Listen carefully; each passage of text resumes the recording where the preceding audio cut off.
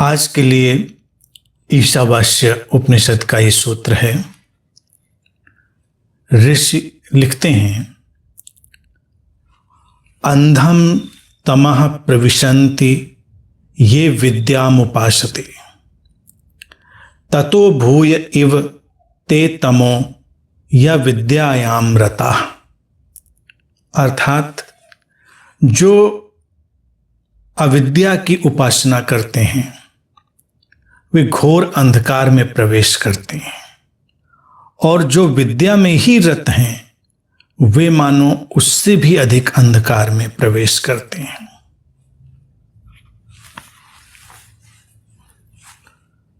आज का सूत्र उपनिषद का, ईशावास्य उपनिषद का, बहुत ही क्रांतिकारी, रिवोल्यूशनरी है और बहुत ही साहस से भरा है। ऐसे वक्तव्य देने का साहस उपनिषद के ऋषि ही कर सकते हैं और भारत की ये पृष्ठभूमि ही कर सकती है। सूत्र जो बात एकदम सीधी सपाट कह दे रहा है, उसकी परतें हम जब खोलने चलेंगे तो हमारे सामने एक पूरा नया ही संसार खड़ा हो जाता है। उपासना शब्द का जो यहाँ पर उपयोग है उसका हमें आशय यही समझना चाहिए। उपासना का अर्थ है जिसमें व्यक्ति संलग्न है, जिसके प्रति वो जुड़ा हुआ है, जिसमें वो अपने प्राण डाल रहा है या अपनी शक्ति का निवेश कर रहा है, इन्वेस्टमेंट कर रहा है अपनी सारी पावर का, वो हुई उपासना। और दो चीजें लेकर आया उपनिषद यहां पर, अविद्या और विद्या, या कहें अज्ञान और ज्ञान। अज्ञान का एक जगत और ज्ञान का एक जगत। आमतौर से तो हमको लगता है कि अविद्या ठीक नहीं है, अज्ञान ठीक नहीं है, और हमको विद्या में जाना है, ज्ञान में जाना है।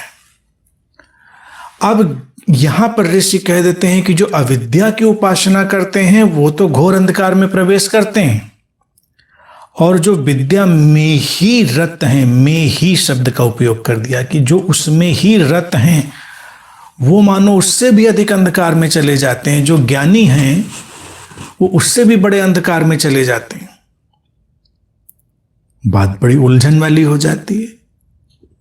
ज्ञानियों को तो लगता है कि वो रोशनी में जा रहे हैं, और सूत्र कहता है कि ज्ञानी तो उस अज्ञानी से भी बड़े अंधकार में। और यहां पर ज्ञानी और अज्ञानी के भेद को, और वास्तविक ज्ञानी और छद्म ज्ञानी के भेद को भी उपनिषद हमारे सामने रखता है। किसी और प्रसंग में कहीं पर ये शब्द, ये वाक्य भी आता है, विद्या क्या है? विद्या वही है जो हमें मुक्त करे, जो हमें बंधन में डाले, बांधे, किसी न किसी पाश में जकड़े, वो फिर विद्या नहीं हुई। विद्या के नाम पर वो कोई और ही चीज हो जाती है। तो संसार में जो स्थिति है वो बड़ी रोचक है। अविद्या के कारण, अज्ञान के कारण लोग उतने नहीं भटकते हैं जितना विद्या और ज्ञान के कारण भटक जाते हैं। ज्ञान का दंभ, विद्या का दंभ, अहम, उसकी अपनी मान्यता जो व्यक्ति अपने अंदर रखता है वो उसको बहुत भटकाने वाली बन जाती है। आध्यात्मिक साधना का पूरा जोर जो है वो किसी को ज्ञानी बनाने पर नहीं है कि वो और ज्ञानी बन जाए, वो उसको अज्ञान और ज्ञान से मुक्त करने पर है। मूल जो यहां पर बात रखने का तरीका है वो यही है कि हमको ज्ञान और अज्ञान के जाल में नहीं उलझना है, विद्या और अविद्या में नहीं, तर्क वितर्क में नहीं, कुछ सिद्ध और असिद्ध नहीं करना है। जो भी बात हमको उच्चतर आयाम में ले जाती है, हमें हमारे सारे अज्ञान से और हमारे बंधनों से मुक्त कर देती है। और मुक्त कर देती है तब कैसे? उसके लिए जो हमने 4 बातें, 4 आधार शिलाएं प्रस्तावित करी हैं, उन पर दृष्टिपात हमेशा कर लेना चाहिए। प्रेम, शांति, प्रसन्नता और समस्वरता, love, peace, happiness and harmony. ये जीवन में आ ही गए होंगे। और अगर ये नहीं आए हैं, ये चारों आधारशिलाएं हमारे जीवन में नहीं आई हैं, तो क्या अज्ञान और क्या ज्ञान, क्या अविद्या और क्या विद्या। अज्ञानी व्यक्ति तो अज्ञान में खोया ही है, वो तो अंधेरे में खोया ही है। जो अभी उस ज्ञान की तरफ नहीं जा पाया है तो उसका तो अपना ही मामला है, उसको क्षमा भी किया जा सकता है। उपासना शब्द से यह अभिप्राय नहीं लेना चाहिए कि वो कुछ ऐसी पूजा पाठ करते हैं जैसे उपासना से लोग अक्सर समझते हैं। उपासना का मतलब है कि अपनी शक्ति का निवेश करना। हम अपने जो लाइफ फोर्स है उसका इन्वेस्टमेंट जहां भी कर रहे हैं वो उपासना बन जाती है। अगर कोई कुछ देखना ही नहीं चाहता, कुछ समझना ही नहीं चाहता, तो वो एक अविद्या की, अज्ञान की स्थिति है। अब हम उसी में अगर ठहरे हुए हैं, उसी में हम बिल्कुल रुक गए हैं, तो जीवन में अंधेरा तो आएगा ही। अंधेरा तो अनेक रूपों में घेर लेगा, लेकिन वहाँ पर थोड़ी गुंजाइश रहती है कि जो व्यक्ति अभी भटक रहा है अविद्या में, अज्ञान में, और बात को ठीक से नहीं जानता है, तो कभी उसको अचानक लग भी सकता है कि इसके पार भी कुछ हो सकता है। उसके भीतर कोई संभावना का द्वार खुल भी सकता है। इसीलिए इस सूत्र में ऋषि उधर थोड़ा विनम्र वक्तव्य देते हैं कि वो अंधकार में खोते हैं। अंधकार में खोना कोई बुराई नहीं है। अंधेरे से रोशनी में चले ही जाने की प्रक्रिया हमें खोज लेनी होती है। और लेकिन जो विद्या, जिसे कहते हैं जो विद्या में ही रत हैं, यानी कि जिन्होंने ज्ञान इकट्ठा कर लिया है और उस ज्ञान को पकड़कर उस पर काबिज होकर बैठ गए हैं, अब ज्ञान किसको, विद्या किसको वो समझ रहे हैं? जो कुछ भी सूचनाएं उन्होंने इकट्ठी कर ली हैं, इधर से उधर से तमाम किस्म की सूचनाएं, और उनको ही वो विद्या मानते हैं, ज्ञान मानते हैं, उसी में रत हैं। तो ऋषि कहते हैं वो मानो और भी गहरे अंधकार में, घोर अंधकार में चले जाते हैं, क्योंकि अब उनको तो ये एहसास भी नहीं होता कि कुछ छूट रहा है, कोई चीज़ जाननी है। अक्सर मैंने ऐसे लोग देखे हैं, आप लोगों ने कम देखे होंगे, क्योंकि वो रोल जब आप एक खास लेते हैं तो आपको देखने और सुनने के अलग अवसर मिलते हैं। मुझे ऐसे अवसर बहुत मिले हैं। जब कोई व्यक्ति गुरु की तरह अपने आप को स्थापित कर लेता है, भारत में गुरु की तरह स्थापित कर लेने का मतलब क्या हुआ कि ज्ञान हो गया, मुक्ति घट गई, व्यक्ति को अब जानने का कोई वो नहीं है, कुछ जानने के लिए उसके पास उत्तेजना भी नहीं, शेष भी नहीं है।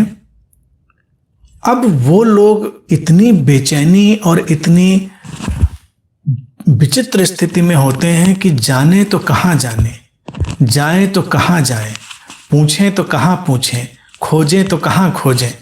अंदर अंदर तूफान चल रहा है, अंदर अंदर सब उठापटक चल रही है। तो ऐसे अनेक अवसरों पे लोग मुझसे टकराए, ज्ञानी, गुरु, और उन्होंने बहुत तरह की शंकाएं रखी। ऐसा क्यों है, वैसा क्यों है, ऐसा कैसे हो जाता है, वैसा कैसे हो जाता। और वही बात वो समझा रहे हैं, वही बात वो अपने प्रवचन में बोल रहे हैं, लेकिन स्वयं तो उस बात पर स्पष्टता है नहीं। अब वो उसको खोज भी नहीं सकते। जिस बात पर वो प्रवचन दे दें उसको खोजें क्यों? और उनके शिष्य नहीं खोजने देंगे। अगर वो कोशिश भी करें तो उनके शिष्य कहेंगे, अरे गुरुजी आप भी तलाशते हैं, आप भी पूछते हैं, आप भी इसीलिए अक्सर गुरुओं के आसपास एक अजीब सा ऑरा पैदा होता है, और वो गुरु लोग प्रिटेंड करते हैं एक अजीब सी चीज। दो स्थितियां हैं, उसको स्पष्ट मैं करूंगा, उसको पहले बात समझें। अक्सर गुरु लोग ये प्रिटेंड करते हैं मैं कुछ पढ़ता नहीं, मैं कोई किताब नहीं पढ़ता, मैं कुछ देखता नहीं। क्यों? क्योंकि उनको लगता है कि मुझे कुछ जानना थोड़ा है कि मैं किताब पढ़ूं और सीखूं और कुछ जानूं। तो वो प्रिटेंड करते हैं, नहीं पढ़ते, कोई बात नहीं। लेकिन फिर जो उनकी अपनी धारणा बन गई वो उसमें गोल गोल घूमते रहते हैं, या फिर वो छुपकर पढ़ें। दो विकल्प। अब पढ़ने के जो तरीके हैं उसको अगर हम ठीक से समझें कि पढ़ना हमेशा ज्ञान के लिए ही नहीं होता, कि हमको कुछ ज्ञान सीखना, मानी कोई बातें हमने समझ ली तो ऐसा नहीं कि हम उसमें खोजेंगे। और फिर यह भी संभव है कि कोई आपसे बेहतर कोई चीज़ अभिव्यक्त कर रहा हो, उसको एक्सप्रेस कर रहा हो, तो वो भी तो एक सीखने जैसी चीज़ होती है। मैंने हमेशा ये बात सामने रखी, बहुत पढ़ा मैंने, आजकल कम हो गया, उतना समय नहीं मिल पाता, फिर भी बहुत कुछ जो मेन स्ट्रीम में चलता है, popular, best seller literature, spiritual literature, वो देखने का पूरा चांस रहता है कि उसको देख लिया जाए। तो इसलिए नहीं उसको पढ़ते हैं कि उसमें से ज़रूरी है कि कुछ हमको सीखना ही है। लेकिन हाँ, कई मौक़ों पे ये बात तो लगती है कि कोई बात जो मुझे कहनी थी किसी ने उसको और भी सुंदर और बेहतर तरीके से कहा, तो उससे सीखा भी जाता है कि ये भी एक तरीका है कहने का, ये भी एक प्रेजेंटेशन है। और फिर एक्सप्लोरेशन की बात अगर देखी जाए, विज्ञान के तल पर हो, बहुत सारी, अगर आप कोई विज्ञान की पुस्तक नई खोज की पढ़ रहे हैं, मनोविज्ञान की पढ़ रहे हैं, तो हाँ, उसमें तो आपको सीखने को मिलेगा ही ना, क्योंकि आप तो वो रिसर्च कर नहीं रहे हैं। अब कुछ नया खोजा गया, जाना गया, तो उससे वाकिफ होना, उससे परिचित होना तो ठीक है, उससे पता चल जाता है कि ये भी है संसार में। विद्या में ही रत हैं वो घने अंधकार में खो जाते हैं। कैसे? उसका उदाहरण सामने है। जो भी कल्टिस्ट रिलीजन होते हैं वो अक्सर बंद हो जाते हैं, वो कहते हैं बस यही, इसके आगे कुछ नहीं, दिस इज लास्ट, अल्टीमेट। अब ये तो बड़ी विचित्र बात हो गई। ज्ञान पर कोई पूर्ण विराम लगेगा? ज्ञान तो निरंतर विकसित होती हुई यात्रा है, उस पर कोई पूर्ण विराम तो नहीं लगेगा। लेकिन उपनिषद के ऋषि देखिए कितने दूरदृष्टा थे। उन्होंने अपनी बात को भी नहीं कभी कहा कि अंतिम बात है, वो तो बात रख दे रहे हैं, खामोश हो जाए, आप ढूंढते रहिए चीजों में। तो जो विद्या और जो ज्ञान और गहरे अंधेरे में व्यक्ति को ले जाता है, वो उसी विद्या और उसी ज्ञान की बात कह रहे हैं जो ऐसी जड़ता का शिकार हो जाता है, जो किसी विकास को स्वीकार नहीं करता और किसी भी चीज को अंतिम मान लेता है। यही है, गुंजाइश नहीं छोड़ता। अब गुंजाइश नहीं छोड़े तो अहंकार भी आएगा, जड़ता भी आएगी। और जब आप कोई स्पेस नहीं छोड़ेंगे, कोई हाशिया नहीं छोड़ेंगे अपने ज्ञान में, तो इसका अंतिम परिणाम हिंसा में ही होना है, वायलेंस में ही होना है। मत मतांतर, तर्क वितर्क, कुतर्क और युद्ध। इतिहास भरा पड़ा इस बात से। अज्ञानी नहीं लड़े हैं इतिहास में, अगर पन्ने पलटें, ज्ञानी ही लड़े हैं, विद्यावान लड़े, भरे हैं ज्ञान से, और उनको लगता है कि मेरा ज्ञान सर्वोपरि है, तो उसको फिर सिद्ध भी करना है, उसमें युद्ध भी फिर हो जाएगा। जब भी कुछ सिद्ध करने के लिए कोई व्यक्ति जाएगा तो युद्ध होगा, और सिद्ध हम उसी बात को करने जाते हैं जिसको हम नहीं जानते। अन्यथा बात कहकर खत्म कर दी जाती, सिद्ध विद्ध क्या करना, एक बार बात हो गई फाइनल। जिसको हम बाहर का विज्ञान भी कहते हैं, वहां जब हम नियम खोजते हैं, कोई फार्मूला खोजते हैं, तो उसको रोज रोज थोड़े सिद्ध करते हैं कि रोज डिबेट चल रही कि नहीं नहीं मेरे विचार से ऐसा है, मेरे मत से ऐसा है, मैं ऐसा मानता हूं, सोचता हूं। वो पहले चलता है, वो जो ब्रेन स्टॉर्मिंग है, चिंतन मनन, वो पहले चलता है। लेकिन जब एक बार बात संपादित हो गई, उसकी निष्पत्ति, उसका रिजल्ट हो गया, बात खत्म हो गई कि ये चीज ऐसे काम करती है। पानी है। अब हमने जब खोज लिया कि ये हाइड्रोजन और ऑक्सीजन के अणुओं से मिलकर बनता है, ये गुरुत्वाकर्षण ऐसे काम करता है। एक बार बात हो गई फाइनल, अब इसे रोज रोज सिद्ध नहीं करना है। तो इसमें कोई लड़ाई कभी नहीं होगी। कभी कोई आकर ये नहीं कहेगा तुम्हारे विचार से पानी ऐसे बनता है, मेरे विचार से ऐसे बनता है। कहेगा नहीं नहीं ऐसे बनता है। कहेगा ये वो। तो विज्ञान भी सत्य की खोज में है, धर्म भी सत्य की खोज में है। सत्य क्या है? सत्य वही है जो अपनी परिपूर्णता में प्रवेश करके ठहर जाए और फिर शांति, फिर उसमें कोई बेकार के वितर्क कुतर्क की जरूरत नहीं है। लेकिन धर्म के जगत में तो चलता ही रहता है। हम देखें धर्म के जगत में, क्योंकि कहानियां हैं, लफाजियां हैं, कोई उठे कोई भी कहानी बना दे। तो अच्छा, अब क्यों कहानी माने? क्योंकि गुरु जी ने कही है। तो अध्यात्म में उपनिषद के ऋषि ये बात नहीं कहेंगे, लेकिन धीरे धीरे ये बात भी चल निकलती है कि गुरु वाक्यम प्रमाणम, गुरु के मुंह से निकला गया वाक्य प्रमाण है, इसीलिए उस पर हम संशय नहीं करते, उस पर संदेह नहीं करते। भारत की परंपरा नहीं है। अगर हम गीता भी उठाकर देखें तो कृष्ण और अर्जुन का संवाद देखें तो प्रश्न पर प्रश्न है, संशय ही संशय है, और हर प्रश्नों को समाधान करते हुए बात आगे बढ़ती है। बात अपने उस अंतिम परिणाम तक जाए। तो ज्ञानी जब ज्ञान के भ्रम से भरता है तो बहुत घने अंधेरे में चला जाता है। इसकी इशारा ये उपनिषद का ये सूत्र कहता है। सचमुच में जानी गई बात नहीं ले जाती अंधेरे में, जैसे विज्ञान की बात में नहीं कि तो हमने जाना है तो बात खत्म हो गई। लेकिन जाना नहीं है और कुछ मान लिया है, मान लिया है, तो मान्यताएं टकराएंगी। मान्यताओं के टकराने से बहुत नुकसान होने वाला है। तो भारतीय दर्शन में हम किसी विद्वता और इसकी भी कोई बड़ी परवाह नहीं करते हैं।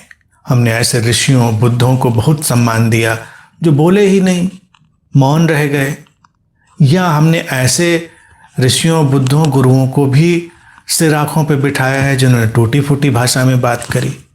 बहुत ही इंटेलेक्चुअल विद्वतापूर्ण हो ये आवश्यक नहीं। किसी की पैकिंग अगर वैसी है तो वो भी चलेगा, नहीं है तो वो भी चलेगा। लेकिन विद्या वास्तविक ज्ञान वही होगा जिसमें वो चारों आधारशिलाएं होंगी, प्रेम की, शांति की, प्रसन्नता की और संस्वरता की। उसके बिना अगर कुछ है, उसके बिना कुछ है तो ये तथाकथित विद्या और अविद्या ही होगी जो भटका रही होगी व्यक्ति को। भटकते रहो, घूमते रहो गोल गोल इन दायरों में। तो ये एक बड़ी ही सोचने वाली बात उपनिषद के ऋषि मनन करने वाली बात हमारे सामने रख देते हैं कि मूल बात की तरफ जाओ। ये कुछ नहीं कि एक्युमुलेट कर लेंगे, कहीं से कोई ज्ञान इकट्ठा कर लेंगे। अगर ज्ञान हम इकट्ठा करेंगे तो फिर वो ज्ञान भी हमको अंधेरे में भटकाएगा, हमको जड़ता और कट्टरता में ले जाएगा। अंतर क्या होता है? जब ज्ञान के आवरण बहुत व्यक्ति ओढ़ लेता है विद्या के, तो विनम्रता खो जाती है। कभी देखो, कभी किसी बहुत विद्वान, किसी गुरु, किसी बुद्ध से अगर उसको सुनो तो उसके लिए ये कहना बड़ा मुश्किल होता है, मैं नहीं जानता। होता है कि नहीं? हम भी प्रश्न पूछते हैं तो हम भी उम्मीद करते हैं कि वो ये ना बोले कि मैं नहीं जानता, वो हर बात में बोले, हर बात का जवाब दे। क्योंकि उपनिषद जैसे चेतना के लिए अभी वो गुणधर्म पहले बोला है, सर्वज्ञ, सर्वव्यापी, सर्वदृष्टा वाले। तो तभी जो जिसके अंदर उसका बोध आया तो भी सर्वज्ञ होना चाहिए, सब कुछ जानना चाहिए उसको। तो हम ये संभावना ही नहीं छोड़ते कि वो कह सके कि भाई ये बात मैं नहीं जानता, या बात कहकर उसमें और विकल्प खोल दे कि ऐसा भी हो सकता है, ऐसा भी हो सकता है। अभिव्यक्ति के इन झंझटों और विद्या के इन झंझटों से निपटने के लिए बहुत सारे ढंग अपनाए गए। बुद्ध और महावीर समकालीन थे, तो बुद्ध ने क्या कहा, उनका वो बहुत प्रैक्टिकल और सिंप्लीफाइड वर्जन करके आगे रखने वाले व्यक्ति थे। तो उन्होंने एक बहुत ही सामान्य सी बात अपने भिक्षुओं, अपने साधकों के लिए कही कि जब भी मेरी बात कहीं कहो या कहना, तो ये मत कहना कि बुद्ध ऐसा कहते हैं। उसको ऐसे रखना कि ऐसा मैंने बुद्ध को सुना या ऐसा मुझे सुनाई दिया। यहां पर विनम्रता आ गई। ये कहने वाला ये नहीं कह रहा है कि उन्होंने यही कहा, ऐसा तुमने सुना, तुमने उसको ऐसे इंटरप्रेट किया। इस विनम्रता से यात्रा होगी और लोगों के अंदर समाधान होगा। कोई झगड़ा झंझट कभी नहीं होगा। लेकिन जिस दिन कोई ये कहेगा बुद्ध ने ये कहा, तो उससे विपरीत सुनने के लिए वो तैयार नहीं रहेगा, क्योंकि तुमने तो फाइनल कर दी बात, उन्होंने ये कहा, और हो सकता है उन्होंने ये ना कहा हो, कुछ और कहा हो। तो इस बात को थोड़ा और ज़्यादा विस्तार से देखा जाए और किंचित जटिलता के साथ भी महावीर ने रखा। उन्होंने तो उसको 7 टुकड़ों में तोड़ दिया। इसीलिए उनके उस दर्शन को 7 फोल्डेड ट्रुथ कहते हैं। सप्त दर्शन, जो सप्त भंगी, 7 दिशाओं में, वो 7 किस्म के प्रोबेबिलिटीज रख देंगे, संभावनाएं, कि ऐसा हो सकता है, ऐसा नहीं भी हो सकता है, ऐसा ऐसे भी हो सकता है, ऐसा वैसे भी हो सकता है। जो भी जोड़ेंगे घटाएंगे तो 7 प्रोबेबिलिटीज जो बनेंगे उन्होंने। अब वहां पर क्या है, वो बात और कठिन हो गई। अब कोई उनसे अगर जवाब पूछे किसी चीज का तो वो जवाब भी दे देंगे, फिर कहेंगे इससे विपरीत भी सच हो सकता है, और इससे विपरीत नहीं भी सच हो सकता है, और ये भी सच हो सकता है, ये नहीं भी हो सकता है। लोग सुनने वाले तिलमिला जाएंगे, कहेंगे ये क्या गट्टुमट, एक बात बताओ कि ये सही है कि नहीं है, हो भी सकता है, नहीं भी हो सकता है, इससे ज़्यादा भी हो सकता है, कम भी हो सकता है, ये कौन सी बात है। लेकिन अगर सत्य के निकटतम बात कहने की कोशिश करी जाएगी तो ऐसे ही कही जाएगी। इतना एब्सोल्यूट ढंग से बात को कह देना संभव नहीं होगा कि कह दिया। तो जो ज्ञानी, जिसको उपनिषद कहते हैं ज्यादा गहरे अंधेरे में खो जाता है, वो ऐसे ही किसी बात की एब्सोल्यूटनेस में जाने की कोशिश करता है कि ये बिल्कुल पक्की बात, फाइनल। लेकिन संभावनाएं तो और भी खुलेंगी। तो एक ही जगह पकड़ के तो नहीं रखेंगे किसी चीज को, पकड़ के रखना मुश्किल खड़ी करेगा। उसको उस तरह से हमको नहीं देखना है। व्यापकता, एक खुला हुआ आसमान, उसको लाना है। इस उपनिषद के सूत्रों को और हम स्पष्टता से समझें, तो इसलिए मैंने 2 कृष्णा जी की कविताएं इसमें ली हैं, उनको भी सुने। और कुछ और भी स्पष्टता, जब हम शब्दों के और ढांचे रखते हैं तो कुछ चीजें और स्पष्ट आती हैं।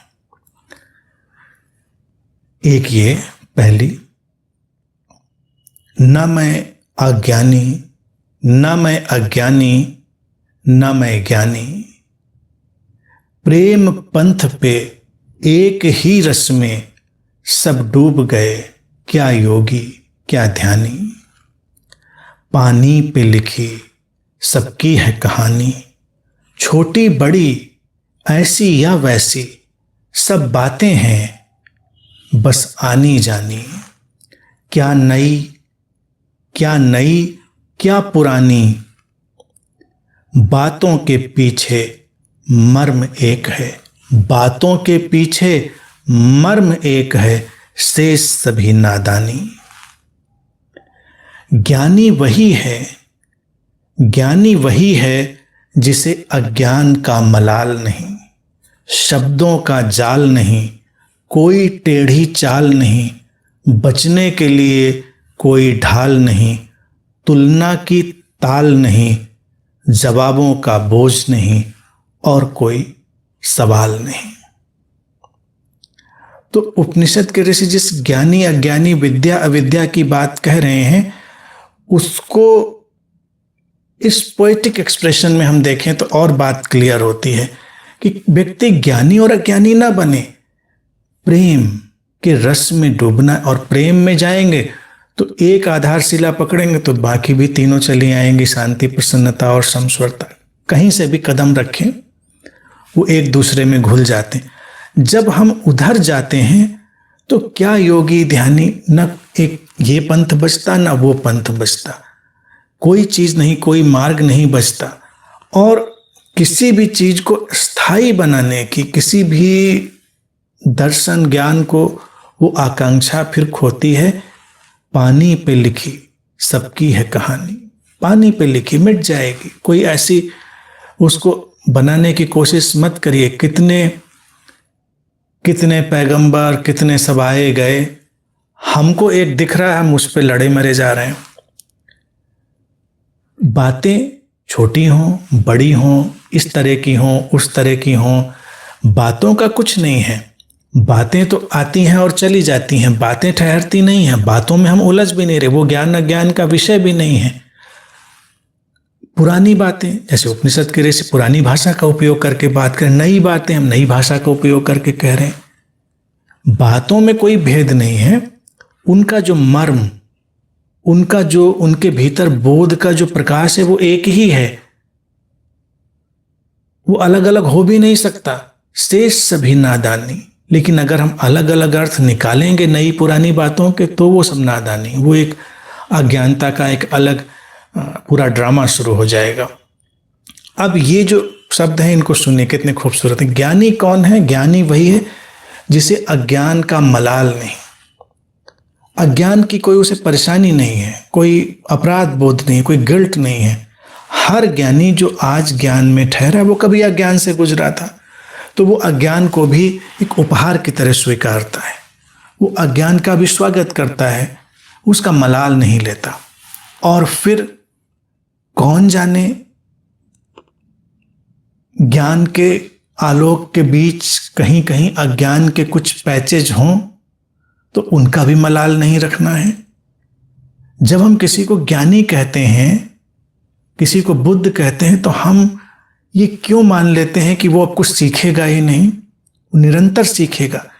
जो अभी अनसीखा था उसको सीखेगा, तो सीखने का कोई मलाल नहीं, इसीलिए अज्ञान का कोई मलाल नहीं। अब मैं भी मान लो इंटरेक्ट कर रहा हूँ, दिन प्रतिदिन जितना लोगों से मिलो, बात करो, आप कुछ नया सीखते चले जाते हैं। सीखने में चाहे वो आपके अभिव्यक्ति के ढंग पर ही हो, एक्सप्रेस करने के तौर तरीके, कहीं ना कहीं कुछ सीखने को रहता है। तो अज्ञान का फिर कोई मलाल होने का कोई मसला नहीं।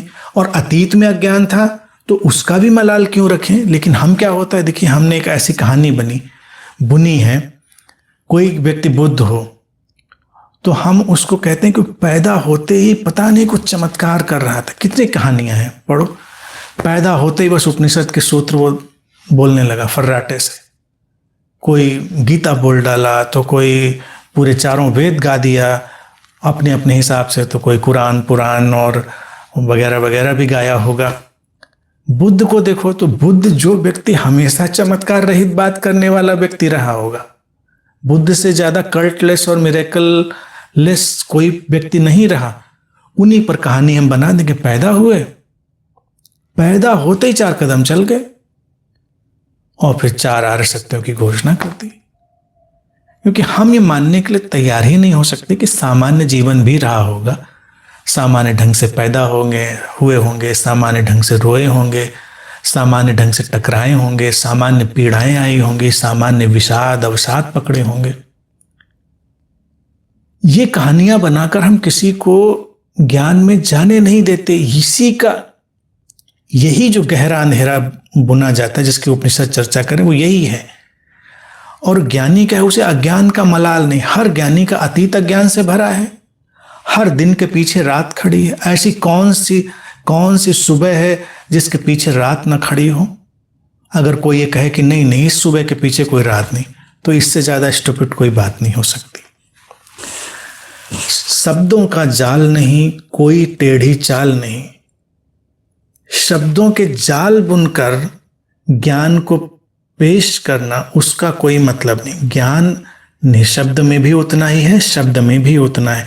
टेढ़ी चाल, जिंदगी सीधी है, सीधे साधे ढंग से चली जा सकती, उसमें बहुत टेढ़ेपन की बातें उलझाव उसको पैदा करने की कोई ज़रूरत नहीं। बचने के लिए कोई ढाल नहीं। हर ज्ञानी को देखो तो क्या होता है, वो जिरे बख्तर पहन के बैठा रहता है। जिरे बख्तर कैसे? ढाल कैसी? अपनी धारणाओं की, मान्यताओं की, विश्वासों की, क्योंकि उसको उसमें छुपना है, बचना है। ऐसा जैसे उसको खुद ही लगता है नहीं, चल नहीं रहा, लेकिन उसको ऐसा लगता है जैसे कोई युद्ध चल रहा है, तलवारबाजी चल रही है, उसको कोई ढाल चाहिए। मेरी किताब में ये लिखा है, मेरी किताब में ये नहीं लिखा है, मेरी परंपरा में ये है, मेरी परंपरा में वो नहीं। बस उसकी ढाल बचने के लिए इस्तेमाल करी, पीछे चले गए। तो ज्ञानी के पास कोई ढाल नहीं, वो खड़ा हुआ है। आप उससे कहो भाई ऐसा इस किताब में लिखा है, नहीं लिखा होगा, नहीं लिखा है तो क्या करें, हु केयर्स, किताब में लिखा है, नहीं लिखा है तो लिख लो, और अगर जो कह रहा है गलत लिखा है तो किताब से काट दो, मिटा दो, क्या करे वो उसको इस बात की चिंता है, ढाल की चिंता है। ऐसा नहीं होता। तो ज्ञानी के पास कोई बचने का तरीका नहीं, बिल्कुल बिना किसी ढाल, तलवार, जिरे बख्तर के सामने खड़ा होता, क्योंकि जीवन से वो समरस है, जीवन से समरस है। तुलना की कोई ताल नहीं, जवाबों का बोझ नहीं, कोई सवाल नहीं। तुलनाएं कि ये अच्छा था, वो बुरा था, वो महान था, ये छोटा था, इसकी कोई जरूरत नहीं है। तुलनाएं कर करके हम लोगों के जीवन को नर्क बना देते हैं। जितना विद्या और ज्ञान बढ़ता है, तुलना का नर्क पैदा हो जाता है। और प्योर स्पिरिचुअल, जिसको मुक्तिदायी ज्ञान कहें, वो विद्या कहें, उधर तो जाने दो। हम स्कूल में विद्या देने शुरू करें बच्चों को, उनको भी तुलना के जहर से भरने लगते हैं। ज्ञान तो ले रहा ना, विद्या अर्जित कर रहा है। अगर उस सामान्य हम एकेडमिक एजुकेशन की ही बात करें, लेकिन उसमें तुलना के जहर में उसको बिल्कुल विषाक्त कर देते हैं। जवाब, रेडीमेड आंसर्स, वो सब हम पहले से प्रोवाइड कर देते हैं। और सवाल इसलिए नहीं कि सवाल जरूर पूछे जाने चाहिए, प्यास, प्रश्न नहीं, प्यास आवश्यक होती। ज्ञानी के पास प्यास होती है, प्रश्न नहीं। मेरे पास अक्सर जब प्यासे लोग आते हैं तो बहुत अच्छी चर्चा होती है, अच्छा चलता है, अच्छा संबंध होता है। ज्ञानी प्रश्न पूछने आता है तो बड़ा भारी भरकम प्रश्न, एकदम बिल्कुल जैसे रॉकेट लॉन्चर जैसा या कुछ बड़े हथियार जैसा प्रश्न बना के लाता है वो, कहीं किताब से जोड़ घटा के। और जो प्यासा व्यक्ति है उसकी आंखों में झलकता है, वो पूछना चाहता है, वो कहता है शब्द नहीं मिलते, सवाल नहीं है, लेकिन कुछ जानना तो है, सवाल नहीं है। फिर उसको अनेक अनेक ढंग से उत्तर दिया जाता है, उसको अनेक अनेक ढंग से बात बताई जाती है। तो वो बड़ा रसमय होता है, क्योंकि वो प्यास ही पथ बनाएगी, प्यास ही व्यक्ति को रूपांतरित करेगी। तो ये ज्ञानी के लक्षण हैं, और जो ज्ञान की यात्रा पे है उसके भी लक्षण हैं, जो वास्तविक विद्या की तरफ होगा उसके लक्षण हैं। तो इधर ये सारी चीज़ों को समझेंगे तो बहुत अच्छा होगा। और ज्ञानी अज्ञानी और इसी के सारे मसले को और क्लैरिटी देने के लिए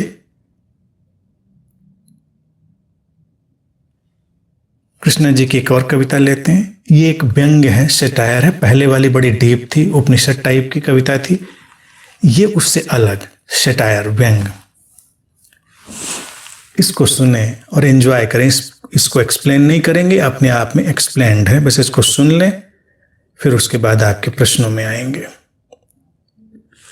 ज्ञानी जी, भाई ज्ञानी जी, बिन मांगे सलाह न बांटा करो, थोड़ा आहिस्ता आहिस्ता अपनी चाल रखो, वक्त बेवक्त ज्ञान न छाटा करो, बाहर भाषण भीतर भीड़ है, थाली में बैंगन से लौट रहे हो, पता नहीं कहाँ तुम्हारी रीढ़ है।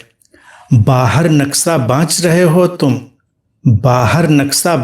हो तुम और भीतर भूल भुलैया है, सागर है बस लच्छेदार, बातों में पहुँच में बस एक तलैया है। इतना बोझ सेहत के लिए बुरा है। इतना बोझ सेहत के लिए बुरा है, जिसको सुलझाने में लगे हुए हो, हाथ आता नहीं उसका कोई सिरा है। बातों के महल बनाने में, बातों के महल बनाने में क्या धरा है। ज्ञानी जी, भाई ज्ञानी जी, बुरा किसी बात का मत मानो। कथा कीर्तन पूजा प्रवचन, कथा कीर्तन पूजा प्रवचन, योग ध्यान सब बाहर बाहर है। भीतर चलता एक जुआ घर है, जिसमें ऊंच नीच है, छुआछूत है, लूट डकैती है, छीना झपटी है, मारा मारी है और बड़ा डर है। ज्ञानी जी, भाई ज्ञानी जी, औरों का मटका भरने का दावा है, औरों का मटका भरने का दावा है, लेकिन अपना खाली प्याला है। घर में आग लगी है, धुआं उठ रहा, घर में आग लगी है, धुआं उठ रहा, सब तितर बितर है, इधर उधर है, लेकिन चौचक कंठी माला है। जिसकी चाबी तुम बेच रहे हो, जिसकी चाबी तुम बेच रहे हो, हमेशा से खुला हुआ वो ताला है। बाहर बाहर सब चाक चौबंद, बाहर बाहर सब चाक चौबंद, लेकिन भीतर सब गड़बड़ झाला है। ज्ञानी जी, भाई ज्ञानी जी, अपनी ढपली अपना राग, अलग है कथनी अलग है काज। अंधों की बस्ती में कानों का राज, ना कोई शर्म ना कोई लाज। खुद जियो, खुद जियो और जीने दो, जीवन को बस बहने दो। सबको अपने ढंग से खिलने दो, अपने शास्त्र रखो अपने ही पास, लोगों को अपने शास्त्र लिखने दो। तो ये जो है ना, ये ज्ञानियों का आतंक है। ऐसे ही ज्ञानी हैं, बाहर की दुनिया अलग, भीतर की दुनिया अलग, और फिर इतने उस अंधेरे में खो जाते हैं कि उससे निकलने का उनके पास कोई रास्ता नहीं बचता। अज्ञानी तो कभी भी नम्रता में ठहर भी जाए, और जो छद्म ज्ञान से भरा वो तो कभी ठहरता ही नहीं। ये बड़ी भारी समस्या है। उपनिषद ने बहुत सटीक चोट इस समस्या पर करी है, और व्यक्ति की मुक्ति के लिए ये अति आवश्यक बात है, जिसे हमें शीघ्रातिशीघ्र आत्मसात कर लेना है।